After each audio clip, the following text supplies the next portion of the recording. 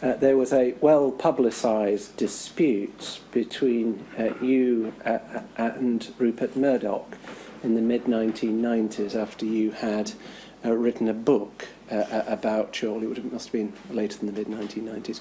1997, 98, yeah. After you'd written a book about your experiences as the governor of Hong Kong.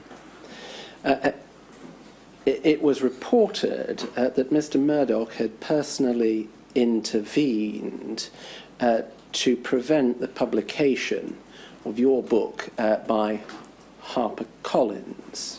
Are you able to help us with whether or not that allegation is true?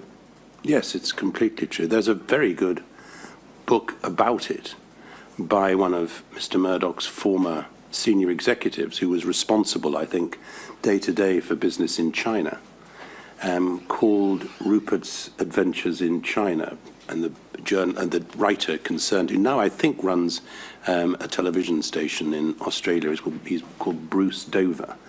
And I don't say this because it's particularly flattering about me, it's not, but it's an extremely accurate account of what happened, with some of the detail that I wouldn't have known. Shall I summarize the position? Well, perhaps you could start. Do. I'd written a book about Hong Kong where I'd occasionally had a less than placid relationship with the authorities in Beijing. And HarperCollins bid, I think, more than anybody else for it. But they also had the great advantage, as far as an author is concerned, of having probably the best non-fiction editor in London, a great man called Stuart Profit. So we took the HarperCollins £50,000 advance. I wrote the first 6 chapters. The editor at HarperCollins was sufficiently impressed to hold a party for me at the Savoy with quite a large group. There were then quite a lot of booksellers. It was before the events of the last decade, and we had a party, and Mr. Profit was very flattering about the quality of the book. At about this time, apparently, Rupert Murdoch learnt that HarperCollins were going to publish it. And this coincided with his always doomed attempts to extend his empire into China. There's a story told in one of the documents you asked me to look at, a review, I think, by John Lanchester, of a number of books about Mr. Murdoch.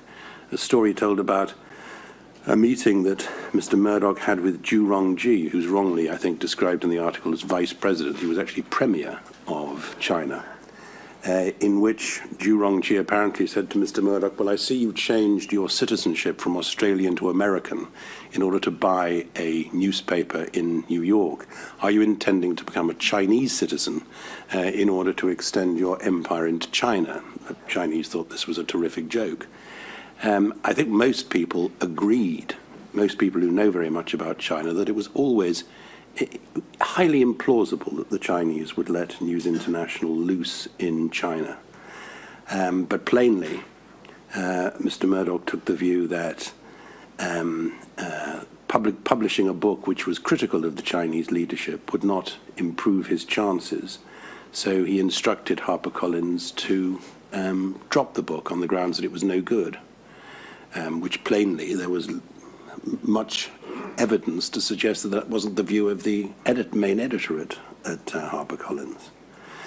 Well, the upshot was that, not least thanks to having some very good informal legal advice from the late Lord Alexander, and some good formal advice, and thanks to the extraordinary courage of Stuart Profit, the editor, who refused to back down and say the book was no good, he lost his job. He was served with letter from lawyers. He lost the keys to his car, the works. He's now, I'm pleased to say, a senior editor at Penguin, but it was very tough for him at the time.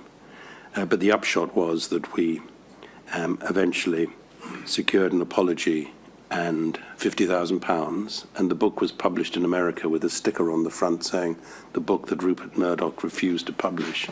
So it was worth tens of thousands on the sales of the book.